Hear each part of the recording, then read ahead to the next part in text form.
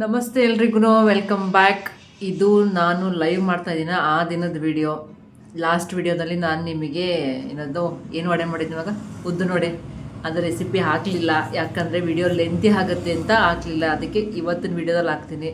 ಇವತ್ತು ಬೆಳಿಗ್ಗೆನೇ ಏನು ದೀಕ್ಷಾ ನಮ್ಮ ಮನೆ ತಿಂಡಿ ವೆಜ್ ಪಲಾವ್, ಎಂಥದ್ದು ಅವರೆಕಾಳು ಬಾತ್, ಮತ್ತು ಇವತ್ತು ಬಜ್ಜಿ ಮಾಡಿದ್ದೀನಿ.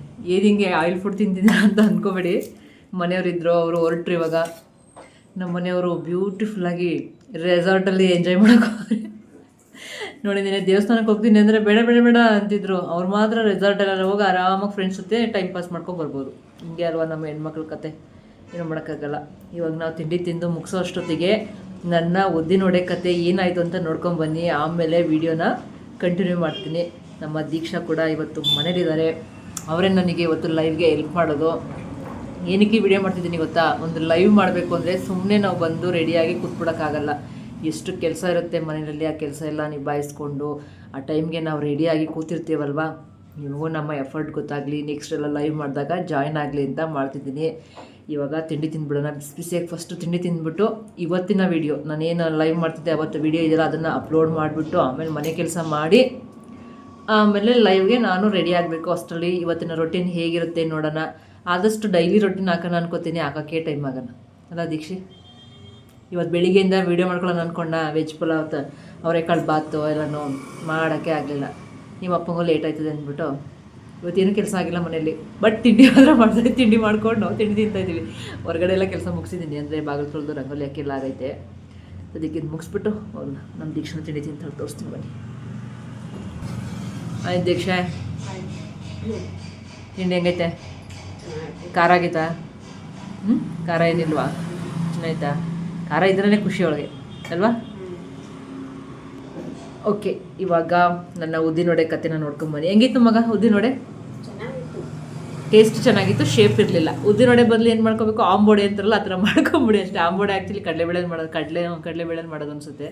ಉಂಡೆ ಮಾಡ್ಕೊಂಬಿಡಿ. ನಮ್ಮ ದೀಪ್ತಿಗೆ ಹಂಗೆ ಇಷ್ಟ. ಗೋಲಿ ಬಜ್ಜಿ ತುಂಬ ಇಷ್ಟ ಅವಳಿಗೆ. ಬಟ್ ಶೇಪ್ ಹೆಂಗಾದ್ರಲ್ಲಿ ಟೇಸ್ಟ್ ಚೆನ್ನಾಗಿತ್ತಲ್ಲ, ಖುಷಿ ಪಡಬೇಕು ಅಷ್ಟೇ. ಓಕೆನಾ? ಇವಾಗ ತಿಂಡಿ ಮುಗಿಸ್ಬಿಡ್ತೀವಿ, ಮತ್ತೆ ಸಿಗ್ತೀವಿ. ನಮಸ್ತೆ ಎಲ್ರಿಗೂ. ಅವಾಗಲೇ ಹೇಳಿದೆ ಅಲ್ವಾ ನಾನು ಉದ್ದಿನ ವಡೆ ಮಾಡ್ತೀನಿ ಇವತ್ತು ಅಂತ. ಅದಕ್ಕೋಸ್ಕರ ಇಲ್ಲಿ ಉದ್ದಿನ ಹಿಟ್ಟು ತೊಗೊಂಡಿದ್ದೀನಿ. ದೋಸೆ ಹಿಟ್ಟು ರುಬ್ಲಿಕ್ಕೆ ಅಂತ ನೆನೆಸಿಟ್ಟಿದ್ದೆ. ಅದು ಸ್ವಲ್ಪ ಜಾಸ್ತಿ ಆಯಿತು, ಅದಕ್ಕೋಸ್ಕರ ತೆಗೆದಿಟ್ಕೊಂಡಿದ್ದೀನಿ. ಇದನ್ನು ಬೆಳಗ್ಗೆ ನೆನೆಸಿ ರಾತ್ರಿ ರುಬ್ಬಿರೋದು. ಸದ್ಯಕ್ಕೆ ಫ್ರಿಜ್ಜಲ್ಲಿ ಇಟ್ಟಿದ್ದೆ, ಫ್ರಿಜ್ಜಿಂದ ತೆಗೆದಿಟ್ಟಿದ್ದೀನಿ. ಅದಾದಮೇಲೆ ಇಲ್ಲಿ ಸ್ವಲ್ಪ ಜೀರಿಗೆ ಮತ್ತು ಮೆಣಸನ್ನ ಕುಟ್ಟಿ ಇಟ್ಕೊಂಡಿದ್ದೀನಿ. ಹಾಗೆ ಬೇಕಿದ್ರೂ ಹಾಕೋಬೋದು, ಸ್ವಲ್ಪ ಕುಟ್ಟು ಬೇಕಿದ್ರೂ ಹಾಕೋಬೋದು. ಅದ್ರ ಜೊತೆಗೆ ಇಲ್ಲಿ ಸ್ವಲ್ಪ ಒಂದೇ ಒಂದು ಹಸಿಮೆಣ್ಸಿನ್ಕಾಯಿ, ಸ್ವಲ್ಪ ಅಲ್ಲ, ಇರೋ ಹಿಟ್ಟಿಗೆ ಒಂದು ಹಸಿಮೆಣ್ಸಿನ್ಕಾಯಿ ಸಾಕು. ಒಂದು ಹಸಿಮೆಣ್ಸಿನ್ಕಾಯಿ, ನೆಕ್ಸ್ಟು ಶುಂಠಿ, ಅದಾದಮೇಲೆ ಸ್ವಲ್ಪ ಕರಿಬೇವಿನ ಸೊಪ್ಪು, ನೆಕ್ಸ್ಟು ಸ್ವಲ್ಪ ಕೊತ್ತಂಬರಿ ಸೊಪ್ಪು. ಇದಿಷ್ಟನ್ನು ನಾನು ನೀಟಾಗಿ ಸಣ್ಣಕ್ಕೆ ಹೆಚ್ಚಿಟ್ಕೊಂಡಿದ್ದೀನಿ. ನೀವು ಈರುಳ್ಳಿ ಬೇಕಿದ್ರೂ ಹಾಕ್ಕೋಬೋದು ಇದಕ್ಕೆ, ಮತ್ತು ಕಾಯಿ ಪೀಸಸ್ ಇದ್ದರೆ ಹಾಕ್ಕೊಳ್ಳಿ. ನಾನು ಕಾಯಿ ಎಲ್ಲ ತುರಿದಿಟ್ಬಿಟ್ಟಿದ್ದೀನಿ, ಪೀಸ್ಗಳಿಲ್ಲ, ಅದಕ್ಕೋಸ್ಕರ ಹಾಕ್ತಿಲ್ಲ. ಆಮೇಲೆ ಕಾಯಿ ಪೀಸ್ ಹಾಕಿದ್ರೂ ಕೂಡ ನಮ್ಮ ದೀಪ್ತಿ ತಿನ್ನೋದಿಲ್ಲ, ಅದಕ್ಕೋಸ್ಕರ ಹಾಕಿಲ್ಲ.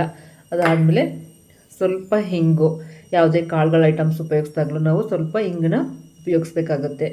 ಅದಾದಮೇಲೆ ಹದ ನೋಡ್ಕೊಳ್ಳೋಕ್ಕೆ ಸ್ವಲ್ಪ ಹಿಟ್ಟೇನಾದರೂ ತೆಳುವಾದರೆ ಇರಲಿ ಅಂತ ಅಕ್ಕಿ ಹಿಟ್ಟು ಇಟ್ಕೊಂಡಿದ್ದೀನಿ. ಇದು ಆಪ್ಷನಲ್. ಇದೇ ಹಿಟ್ಟು ಚೆನ್ನಾಗಿ ಬಂದರೆ ಹಿಟ್ಟನ್ನು ಆ್ಯಕ್ಚುಲಿ ನೀವು ಗ್ರೈಂಡ್ರಲ್ಲಿ ರುಬ್ಬಿ, ಆವಾಗ ತುಂಬ ಚೆನ್ನಾಗಿ ಬರುತ್ತೆ. ಅಕಸ್ಮಾತ್ ಹಿಟ್ಟು ಸ್ವಲ್ಪ ತೆಳು ಆಯಿತು ಅಂದರೆ ಒಂಚೂರು ಅಕ್ಕಿ ಹಿಟ್ಟು ಅಥವಾ ಸ್ವಲ್ಪ ರವೆ ಹಾಕೋಬೋದು. ಅದಾದಮೇಲೆ ಇಲ್ಲಿ ನಾನು ರುಚಿಗೆ ಉಪ್ಪು ತೊಗೊಂಡಿದ್ದೀನಿ. ನಾನು ಉಪ್ಪನ್ನ ಆಲ್ರೆಡಿ ಹಾಕಿದ್ದೀನಿ ಅಂತ ಅಂದ್ಕೋಬೇಡಿ, ಹಾಕಿಲ್ಲ, ಅದಕ್ಕೋಸ್ಕರ ಇವಾಗ ಹಾಕ್ತಾಯಿದ್ದೀನಿ. ಉಪ್ಪು ಹಾಕಿ ಫಸ್ಟ್ ನಾವು ಹಿಟ್ಟನ್ನು ಚೆಂದಾಗಿ ಇದು ಮಾಡ್ಕೊಳ್ಳೋಣ, ಬೀಟ್ ಮಾಡ್ಕೊಳ್ಳೋಣ. ಕೈಯಲ್ಲಾದರೂ ಮಾಡಿ ಅಥವಾ ಇದು ಮಿಕ್ಸ್ ಮಾಡೋದು ಬರುತ್ತಲ್ಲ ಅದರಲ್ಲಾದರೂ ಮಾಡಿ. ಈ ರೀತಿ ಚೆಂದ ಮಾಡಬೇಕು. ಅದಕ್ಕೆ ಹೇಳಿದ್ದು ಗ್ರೈಂಡಲ್ಲಿ ರುಬ್ಬಿದ್ರೆ ಈ ಥರ ಸಮಸ್ಯೆ ಬರೋದಿಲ್ಲ. ಹಿಂಗೆ ಮಾಡಿದಾಗ ಗೊತ್ತಾಗುತ್ತೆ ನಿಮಗೆ ಹಿಟ್ಟೇನಾದ್ರೂ ತೆಳುವಾಗಿದೆಯಾ ಏನು ಎತ್ತ ಅಂತ. ಇವಾಗ ನಾನು ಇದನ್ನು ಮಾಡ್ತಾ ಹೋಗ್ತೀನಿ ನೋಡಿ. ಅಕಸ್ಮಾತ್ ತೆಳುವಾದರೆ ಸ್ವಲ್ಪ ಅಕ್ಕಿಟ್ಟು ಹಾಕ್ಕೊಳ್ಳಿ ಅಷ್ಟೇ, ಇನ್ನೇನು ತೊಂದರೆ ಇಲ್ಲ. ಒಂಚೂರು ಅಕ್ಕಿಟ್ಟು ಹಾಕ್ಕೊಳ್ಳಿ. ನಾನು ಸುಮಾರು ಸಲ ಮಾಡಿದ್ದೀನಿ. ಆ್ಯಕ್ಚುಲಿ ಗ್ರೈಂಡಲ್ಲಿ ರುಬ್ಬಿ ಮಾಡ್ತಾಯಿದ್ದೆ. ಗ್ರೈಂಡರ್ ತೊಗೊಂಡೋಕೆ ಏನಾದರೂ ಇಟ್ಬಿಟ್ಟಿದ್ದೀನಿ. ಇಲ್ಲಿ ಬೇಡ, ಸ್ಪೇಸ್ ಕಮ್ಮಿ ಇದೆ, ನನಗೆ ಇಟ್ಕೊಳಕ್ಕಾಗಲ್ಲ ಅಂತ ಅಲ್ಲಿಗೆ ಹೋದಾಗ ಇರಲಿ ಅಂದ್ಬಿಟ್ಟು ಚೆಂದ ಮಾಡಬೇಕು. ಹೆಂಗೆ ಬರಬೇಕಂದ್ರೆ ಇದು ದೋಸೆ ಹಿಟ್ಟು ಚೆಂದ ಅರಳಿರ್ತದಲ್ಲ ನೋಡಿ, ಒಬ್ಬ ಹಾಗೆ ಬರುತ್ತೆ ನೋಡಿ, ಆ ರೀತಿ ಸೂಪರಾಗಿ ಹೂವು ಥರ ಬರಬೇಕು. ಇಲ್ಲಿವರೆಗೂ ಮಾಡಿ ನಮಗೆ ಕೈ ನೋವಾಗುತ್ತೆ ಆಗೋದಿಲ್ಲ ಅನ್ನೋರು ಅಕಸ್ಮಾತ್ ಹಂಗೆ ಅನಿಸಿದ್ರೆ ನಿಮಗೆ ಅದು ಬೀಟ್ ಮಾಡೋದು ಬರುತ್ತಲ್ವ, ಇಲ್ಲಿ ಒಂದು ನಿಮಿಷ ತೋರಿಸ್ತೀನಿ ನೋಡಿ. ಈ ಥರದ್ರಲ್ಲಿ ಮಾಡ್ಕೊಳ್ಳಿ. ನನಗೆ ಇದು ಸ್ವಲ್ಪ ದೊಡ್ಡದು, ಚಿಕ್ಕದಿದ್ದರೆ ಚೆನ್ನಾಗಿರುತ್ತೆ. ಬೌಲ್ ಕೂಡ ಚಿಕ್ಕದಿರೋದ್ರಿಂದ ಇದಕ್ಕೂ ಅದಕ್ಕೂ ಮ್ಯಾಚ್ ಆಗೋಲ್ಲ, ಅದಕ್ಕೋಸ್ಕರ ಬೇಡ ಅಂತ ಕೈಯಲ್ಲೇ ಮಾಡ್ತಾಯಿದ್ದೀನಿ.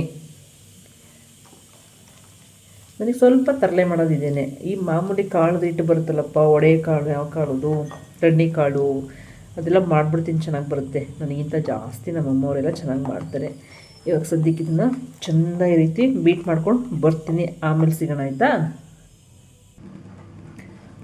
ಇಲ್ಲಿ ನಾನು ಇದಕ್ಕೆ ಸ್ವಲ್ಪ ಅಕ್ಕಿ ಹಿಟ್ಟು ಹಾಕೋತಾ ಇದ್ದೀನಿ, ಯಾಕಂದರೆ ನಾನು ಉದ್ದಿನ ವಡೆಗೆ ಅಂತ ರುಬ್ಬಿದ್ದಲ್ಲ, ದೋಸೆಗೆ ಅಂತ ರುಬ್ಬಿದ್ದಲ್ವ, ಸ್ವಲ್ಪ ತೆಳುವಾಗಿದೆ. ಅದಕ್ಕೆ ಒಂದು ಸ್ಪೂನ್ ಅಂದ್ಕೊಳ್ಳಿ, ಒಂದು ಸ್ಪೂನಷ್ಟು ಹಿಟ್ಟನ್ನು ಹಾಕ್ಕೊಂಡು ಚೆಂದ ಮಿಕ್ಸ್ ಮಾಡ್ಕೊತೀನಿ, ಸ್ವಲ್ಪ ಗಟ್ಟಿ ಆಗಲಿ ಅಂತ. ಇದನ್ನು ಮಿಕ್ಸ್ ಮಾಡಿ ಆಮೇಲೆ ನಿಮಗೆ ಸಿಗ್ತೀನಿ. ಓಕೆ ಇವಾಗ ಇದನ್ನು ನೀಟಾಗಿ ಇನ್ನೊಂದು ಅರ್ಧ ಸ್ಪೂನ್ ಅಕ್ಕಿ ಹಿಟ್ಟು ಹಾಕ್ಕೊಂಡು ನೀಟಾಗಿ ಮಿಕ್ಸ್ ಮಾಡಿದ್ದೀನಿ. ಇವಾಗ ಇಲ್ಲಿ ಏನೇನು ಕಟ್ ಮಾಡಿ ಇಟ್ಕೊಂಡಿದ್ದೀನಲ್ವ ಅದನ್ನೆಲ್ಲ ಹಾಕ್ಕೊಳ್ಳೋಣ. ನಾನು ಈ ಬಾಕ್ಸ್ ಮುಚ್ಚಳದಲ್ಲೇ ಹಾಕ್ಬಿಟ್ಟಿದ್ದೀನಿ, ಸ್ವಲ್ಪ ಕೆಲಸ ಕಡಿಮೆ ಮಾಡ್ಕೊಳ್ಳೋಣ ಅಂದ್ಬಿಟ್ಟು ಈ ಮುಚ್ಚಳದಲ್ಲೇ ಎಲ್ಲ ಹಾಕ್ಬಿಟ್ಟಿದ್ದೀನಿ ಕಟ್ ಮಾಡಿ. ಇವಾಗ ಇದನ್ನು ನಾವು ಉದ್ದಿನ ಹಿಟ್ಟಿಗೆ ಹಾಕ್ಕೊಳ್ಳೋಣ. ಏನೇನಂತ ಹೇಳಿ, ಕೊತ್ತಂಬರಿ ಸೊಪ್ಪು, ಕರಿಬೇವಿನ ಸೊಪ್ಪು ಮತ್ತು ಶುಂಠಿ, ಅದಾದಮೇಲೆ ಒಂದು ಸಣ್ಣಕ್ಕೆ ಹೆಚ್ಚಿರ್ತಕ್ಕಂಥ ಹಸಿಮೆಣ್ಸಿನ್ಕಾಯಿ, ಇಷ್ಟೇ, ಅಷ್ಟು ಹಾಕ್ಕೊಂಡ್ರೆ ಆಯಿತು. ಅದಾದಮೇಲೆ ಇದು ಕುಟ್ಟಿಟ್ಕೊಂಡಿದ್ವಲ್ಲ ಜೀರಿಗೆ ಮತ್ತು ಕಾಳು ಮೆಣಸು, ಅದನ್ನು ಹಾಕ್ಕೊಂಡ್ರೆ ಫಿನಿಶ್. ಹಾಗೆ ಹಾಕೋತಾರೆ, ಹಾಗೆ ಹಾಕೋದಕ್ಕಿಂತ ಸ್ವಲ್ಪ ನೀವು ಈ ಥರ ಜಜ್ಜಿ ಹಾಕಿ ಚೆನ್ನಾಗಿರುತ್ತೆ. ಅದಾದಮೇಲೆ ಸ್ವಲ್ಪ ಹಿಂಗು, ಸ್ವಲ್ಪ ಸಾಕು, ಹಿಟ್ಟು ಸ್ವಲ್ಪ ಇರೋದ್ರಿಂದ ನಾನು ಸ್ವಲ್ಪನೇ ಹಾಕೋತಾ ಇದ್ದೀನಿ. ನೆಕ್ಸ್ಟು ಉಪ್ಪು ಕಮ್ಮಿ ಇದೆ, ಅದಕ್ಕೋಸ್ಕರನೇ ಸ್ವಲ್ಪ ಉಪ್ಪು ಹಾಕೋತಾ ಇದ್ದೀನಿ. ನಾನು ಇವಾಗಲೇ ಹೇಳಿದ್ದೀನಿ, ನಾನು ಎಕ್ಸ್ಪರ್ಟ್ ಅಲ್ಲ ಉದ್ದಿನ ವಡೆ ಮಾಡೋದ್ರಲ್ಲಿ, ನನಗೆ ಹೆಂಗೆ ಬರುತ್ತೆ ಹಂಗೆ ಮಾಡ್ತೀನಿ, ಬೇಜಾರು ಮಾಡ್ಕೋಬೇಡಿ. ನಾನು ಹಾಗೆ ಹೀಗೆ ಸೂಪರ್ ಅಂತೆಲ್ಲ ಹೇಳೋಕ್ಕೋಗಲ್ಲ, ನಂಗೆ ಬರೋವನ್ನ ಖಂಡಿತ ನಾನು ಚೆನ್ನಾಗಿ ಮಾಡ್ತೀನಿ ಅಂತ ಹೇಳ್ತೀನಿ. ಇದು ಜಸ್ಟ್ ಎಕ್ಸ್ಪರಿಮೆಂಟ್. ನಮ್ಮ ಮನೇಲೆಲ್ಲ ಎದುರ್ಕೋತಾರೆ ನಾನು ಉದ್ದಿನ ವಡೆ ಮಾಡ್ತೀನಿ ಅಂದರೆ, ಬಟ್ ಒಂದು 2-3 ಸಲ ಮಾಡಿದ್ದೀನಿ, ಚೆನ್ನಾಗಿ ಬಂದೈತೆ. ಅಂದರೆ ಉದ್ದಿನ ವಡೆ ಮಾಡಬೇಕು ಅಂತಲೇ ಹಿಟ್ಟು ರುಬ್ಬು ಮಾಡಿದಾಗ ಚೆನ್ನಾಗಿ ಬಂದೈತೆ. ಈ ಸಲ ನೋಡುವ ಹೇಗಾಗುತ್ತೆ, ನೀವು ಅದನ್ನು ವಿಟ್ನೆಸ್ ಮಾಡಿರಂತೆ. ಈಗ ಬನ್ನಿ, ಇದಕ್ಕೆ ಒಂದು ಚೊಂಬಲ್ಲಿ, ಒಂದು ಚೊಂಬು ಅಥವಾ ಒಂದು ಬೌಲಲ್ಲಿ ಒಂದು ಸ್ವಲ್ಪ ನೀರು ತೊಗೊಂಬಿಡಿ. ಯಾಕಂದರೆ ನಾವು ಆವಾಗ ಕೈ ಅದ್ದಿ ಉದ್ದಿನ ವಡೆ ಬಿಡಬೇಕು, ಇಲ್ಲಾಂದರೆ ಕೈಗೆ ಅಂಟುತ್ತೆ, ಅದಕ್ಕೋಸ್ಕರನೇ. ಇಷ್ಟಾಗಿದೆ. ಇದಿಷ್ಟಾದಮೇಲೆ ಇಲ್ಲಿ ಬನ್ನಿ, ಎಣ್ಣೆ ಕಾಯ್ಲಿಕ್ಕೆ ಇಟ್ಟಿದ್ದೀನಿ. ನೆಕ್ಸ್ಟು ಸಾಂಬಾರನ್ನ ಕುದಿಲಿಕ್ಕೆ ಇಟ್ಟಿದ್ದೀನಿ. ನೆಕ್ಸ್ಟು ಎಣ್ಣೆ ಕಾದ್ಮೇಲೆ ಉದ್ದಿನ ವಡೆ ಬಿಡುವ. ಇವಾಗ ನೋಡಿ, ಕೈನ ಒದ್ದೆ ಮಾಡಿಕೊಂಡು, ಯಾವಾಗಲೂ ಕೈನ ಒದ್ದೆ ಮಾಡ್ಕೊಂಡು ಒಂದೊಂದಕ್ಕೂ ಅಷ್ಟೇ ಕೈ ಒದ್ದೆ ಮಾಡ್ಕೊಂಡು ಹಾಕಬೇಕು. ನೋಡೋಣ ಹಿಟ್ಟಾರ್ ಫ್ಲಾಪ್ ಅಂತ ಈ ಥರ ಒಂಚೂರು ಹೋಲ್ ಮಾಡಿ ಬಿಟ್ಟರೆ ನನ್ನ ಉದ್ದಿನ ವಡೆ ಶೇಪ್ ನೋಡಿ ಹೆಂಗೆ ಬರ್ತೈತೆ ಅಂತ. ಇದು ಸ್ವಲ್ಪ ತೆಳು ಆಗಿದೆ, ಅದಕ್ಕೋಸ್ಕರನೇ ಆ ಥರ ಆಗ್ತಿದೆ. ಪರವಾಗಿಲ್ಲ, ಉದ್ದಿನ ವಡೆ ಹಾಕೋಕ್ಕಾಗಲಿಲ್ವಾ, ಆಂಬೋಡೆ ಥರ ಹಾಕ್ಬಿಡೋಣ.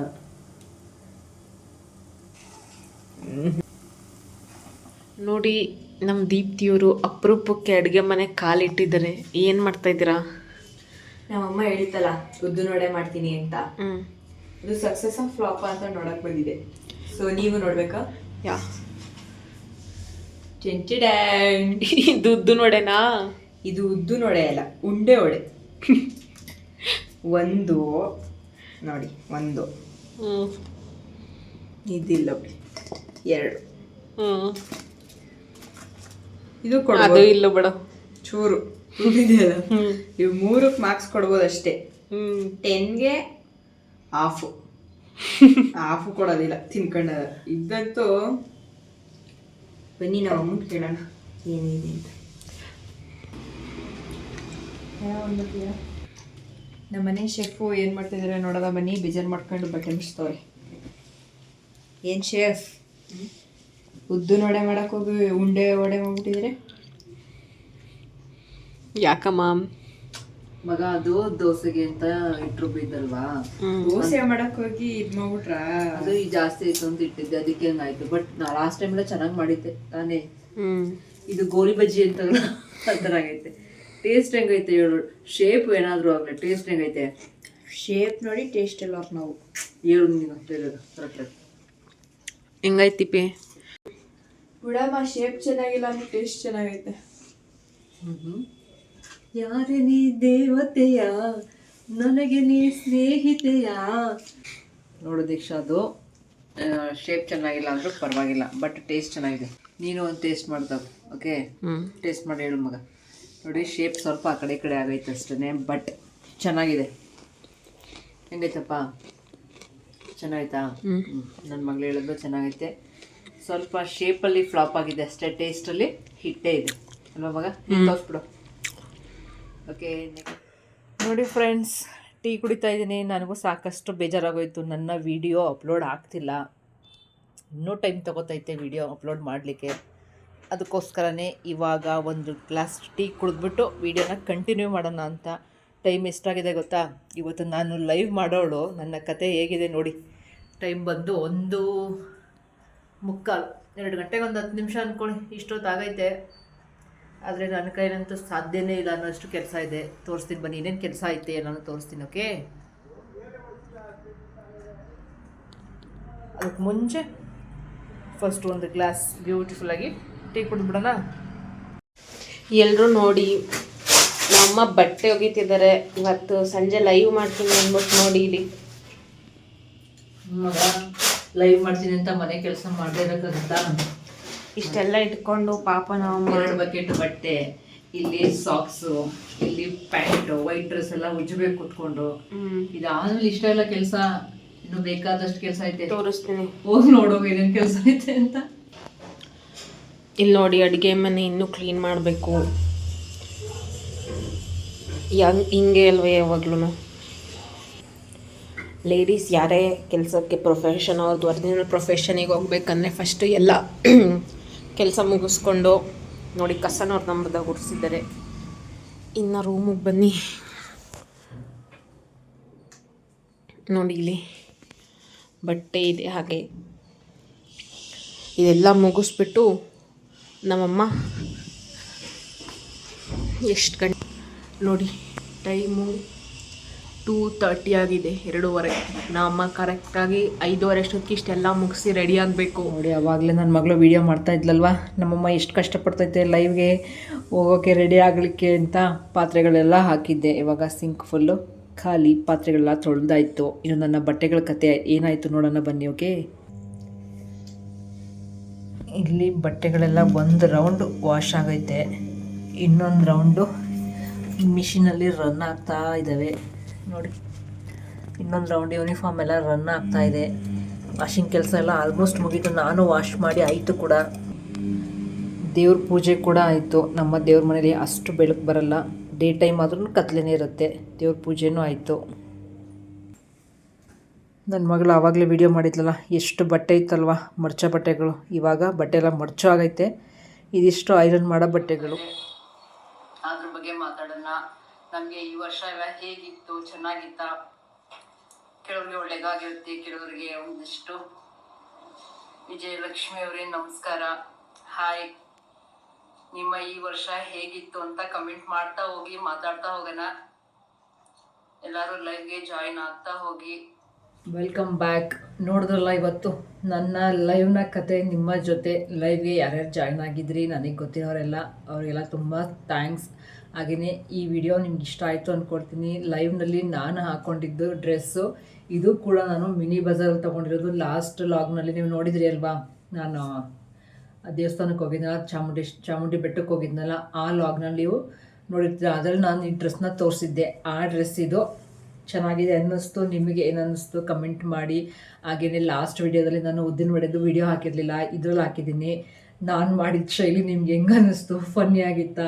ನಿಮಗೂ ಇದೇ ರೀತಿಯಲ್ಲಿ ಅಡುಗೆ ಮಾಡುವಾಗ ಒಂದೊಂದ್ಸಲ ಎಡವಟ್ಟು ಆಗುತ್ತಾ? ಸಾಮಾನ್ಯವಾಗಿ ಆಗುತ್ತೆ ಅಂದ್ಕೊಳ್ತೀನಿ. ನಾನು ಸ್ವೀಟ್ಗಳು ಮಾಡುವಾಗ ಜಾಸ್ತಿ ಎಡವಟ್ಟು ಮಾಡ್ಕೋತೀನಿ. ಈ ಥರ ಖಾರ ಐಟಮ್ಸ್ ಎಲ್ಲ ಮಾಡುವಾಗ ಆಗಲ್ಲ.